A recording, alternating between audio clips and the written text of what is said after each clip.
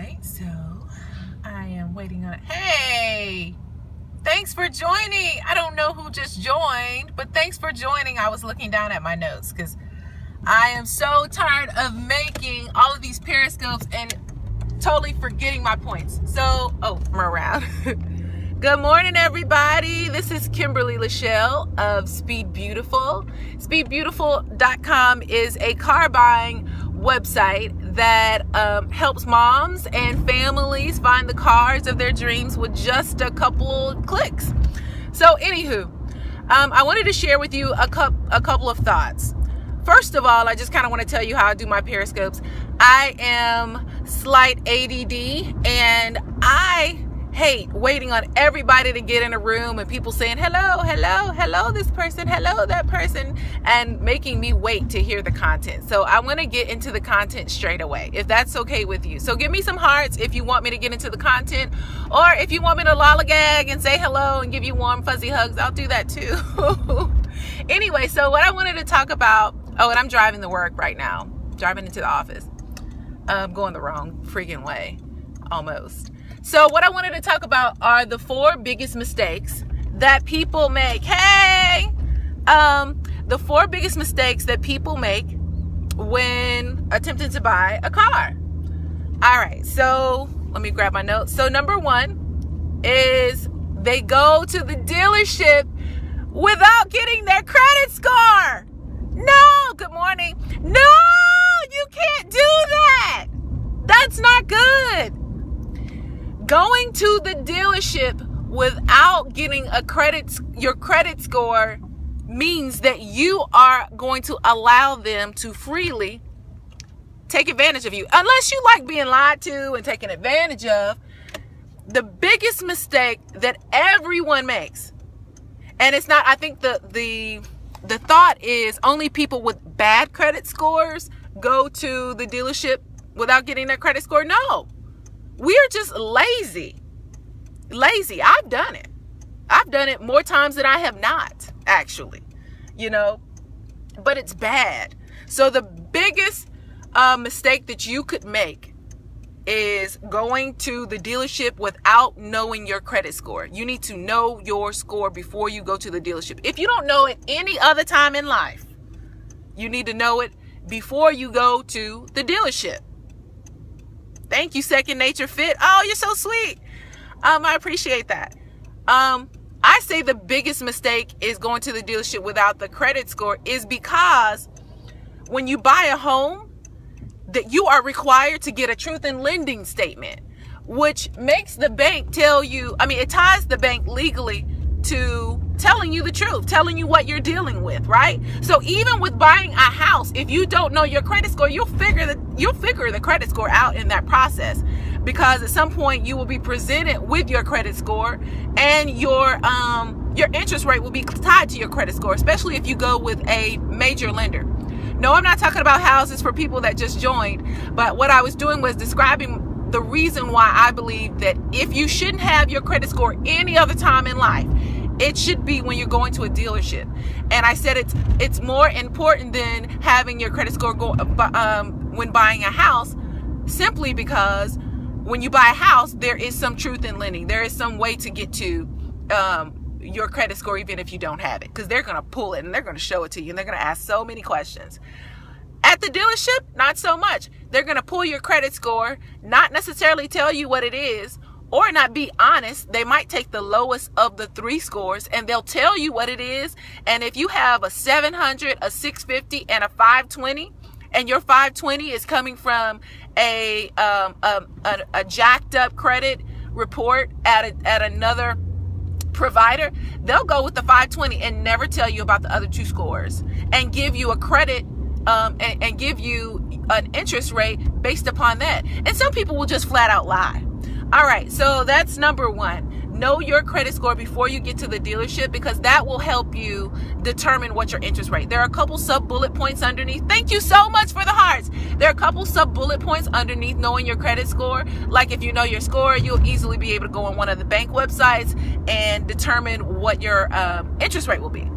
Okay, so number 2 is vehicle research. A lot of people slack off on the vehicle research because they are emotionally tied to the vehicle. And I get it. I totally get it. I'm going to give you an example. I am emotionally tied to the Range Rover, right? That's the car I want. I can see myself in it. I can see myself popping my collar, putting on my sunglasses, looking in the rearview mirror of my kids. Oh, just so you guys know, I'm not looking at the screen too much. I'm driving into the office. But anyway, so I totally see myself in the Range Rover. But guess what?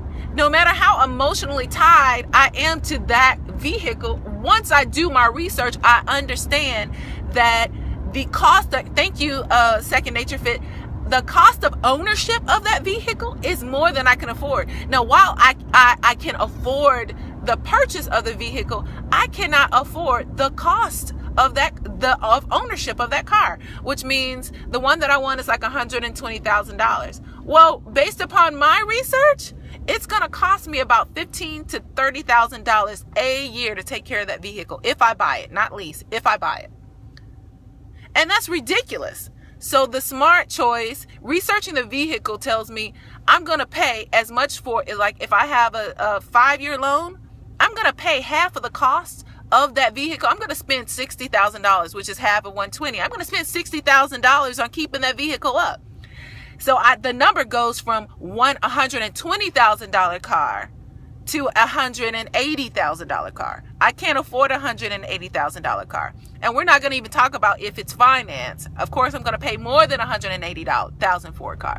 But at the end of the day, with the finance charges and the cost of the vehicle and the cost of ownership, I would have paid for a freaking Bentley, you know? And then once we start talking numbers like that, I'm like, well, I may as well save my chips and get a real Bentley. I mean, that's custom made by hand, all that good stuff. All right, so the second point is do your vehicle research. You need to know the cost of ownership.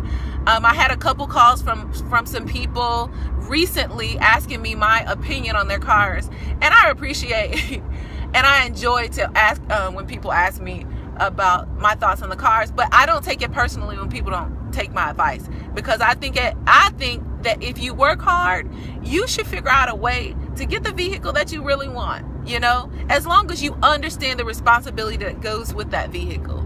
So I was asked, I had a person that really wanted to get a Dodge Durango, and I just explained to her, you know, what I knew about the vehicle, and, you know, I mean, it really helped her frame her thoughts. And I still think she's going to get the Durango, but at least she knows the practical steps into that type of ownership.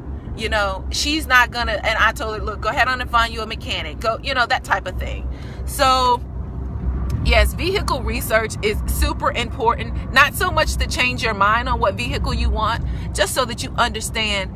You know, if you know that the cost of ownership is $20,000 a year or $5,000 a year, you're not going to let that person at the dealership, you're not going to let a salesperson talk you into, you know, a higher interest rate or a whole bunch of crap. Because, you know, look, man, this is not all I have to pay. You want to make it seem like all I have to pay is my car note. And that's not true with this vehicle. All right. So my next point number 3. Point number 1 was know your credit score before you get to the dealership. Number 2 is do your vehicle research. Number 3, insurance research, folk. Oh my goodness. I'm telling you this from experience, not from being a subject matter expert. Experience. Honey, I got burned by this one good time. Oh, and a sub bullet point to the insurance research is the tax and registration. So when I was young, I've always been an extremely hard worker. So I bought myself a Corvette, 2-door, drop top, loved it. It was, thank you, Second Nature Fit, not researching your insurance. And, so anyway, so I bought a Corvette, and I knew I could afford the car, but no, affording the car is only half of the battle, right? These other points that I'm telling you, that's really what you need to consider, not the cost of the car, because that's half the battle. So I bought a Corvette. I got it at a great price. Let's see, that was 2005. So 10 years ago. That means I was 28, 27-ish. Bought the car brand new, got a great price on it. I think I paid $51 for it, and they generally go for $62. So I mean, I'm very good at negotiating. So I got the car pretty much at cost. And then I got a decent interest rate. My credit score was not awesome. I got an okay interest rate. So I was like, good, I'm good. My car note was ridiculous. I believe my car note was like, I don't remember what. I do remember what it was, but I'm almost embarrassed to say. I am embarrassed to say. My car note was ridiculous, but I thought I can afford it. You know, I make X amount of dollars. I make 6 figures, so I can afford it. Which is a mistake. You don't allow people to treat you according to how much you can pay. You pay what is fair. So that was another young person mistake, or ignorant, you know, just a not knowing mistake. So anyway, so I got the car. I go to get my license and registration. My bill for my 2005 Corvette, and I bought it in 2004. So yes, I was 26. My bill for my Corvette at license and registration was $965. Yes, to get a tag. To tag my car, it was $965. Give me some hearts if you would have had a heart attack. Everybody that would have had a heart attack getting their tag, and the lady tells them $965, give me some hearts. Okay. I was like, what the what? $965? Oh my God. So I was able to pay for it. Thank God. But I mean, I didn't know. I had no idea. Then I go get my insurance. You know, I called my insurance lady like a day after I got my car. My insurance, like, I went from $75 a month to like $270 a month. I just couldn't believe it. So guess what? In addition to this embarrassingly ridiculous car note, I now have a ridiculous insurance note, and I had to pay almost $1,000 a year for my tag. I didn't consider those things. All I looked at was, can I afford this car? Yes, I can. But I had to add pretty much $300 more onto my monthly bill because I didn't consider it. Now, that's an extreme case. Well, not totally extreme. A Bentley is extreme. But that's a little extreme. But you will be surprised with the way cars are changing. So you might think, oh, I'm going to go buy this car and it's only $30,000. But what if that model year switch to a fiberglass body or a fiberglass quarter panel? That will impact the cost of your insurance, right? So don't take for granted that the cost of your car is going to automatically be commensurate with the cost of your insurance.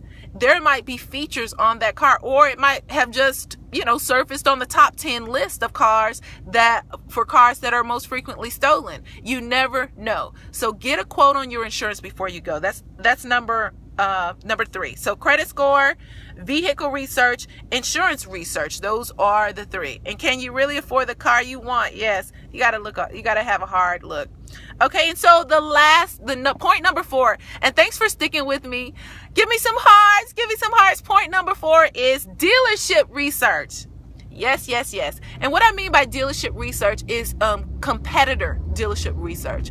So what happened to me one time, and I'm just going to pull from my life experience because it's a lot easier. What happened to me a couple times is I wanted, like right before I got my Corvette, I had a Volkswagen Passat. And I actually have a Passat right now, but it's a different model. I bought a Volkswagen Passat, and I fell in love with a Passat around, you know, in my area. So what I did was it was black on black, and that's super hard to find, right? And so thank you. Not researching dealerships. So black on black is super hard to find, and I fell in love with this one car.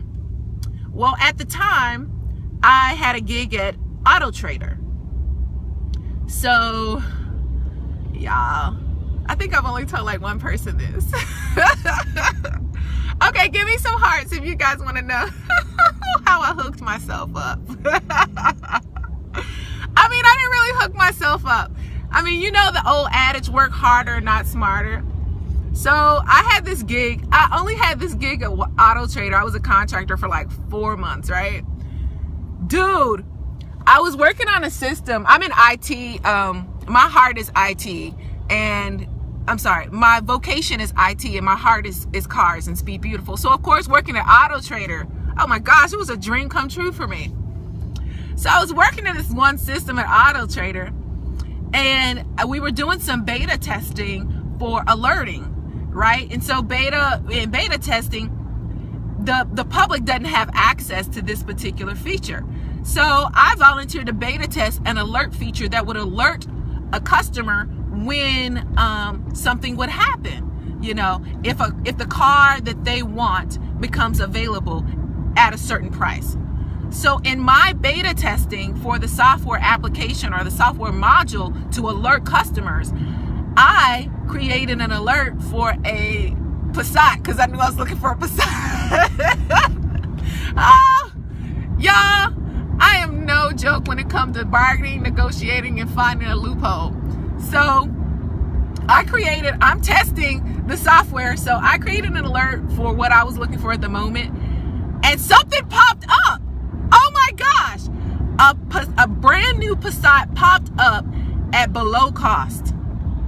So I went to that was black.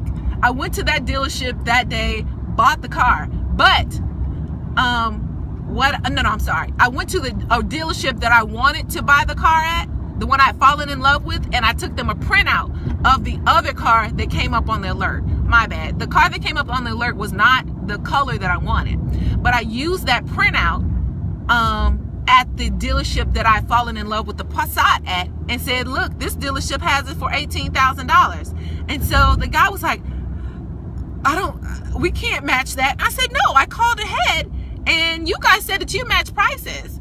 Do you want my business, or you want me to go over here and buy this $18,000 brand new Passat? Now, granted, at that point in time, the Passat should have sold for $24,000.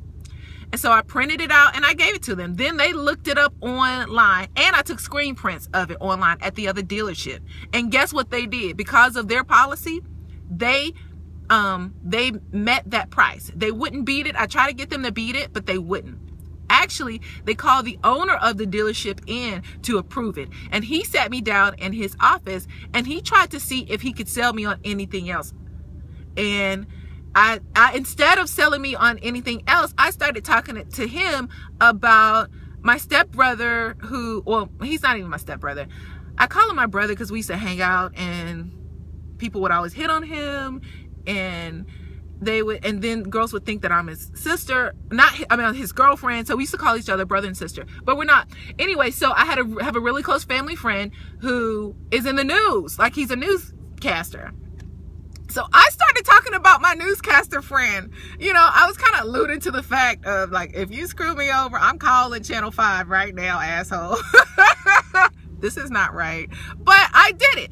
They use whatever tools in their tool chest to sell you their cars. I'm going to use whatever tool in my tool chest to retain my income and to get a good deal. You told me that you would match prices. Here the price is. So anyway, they matched my price.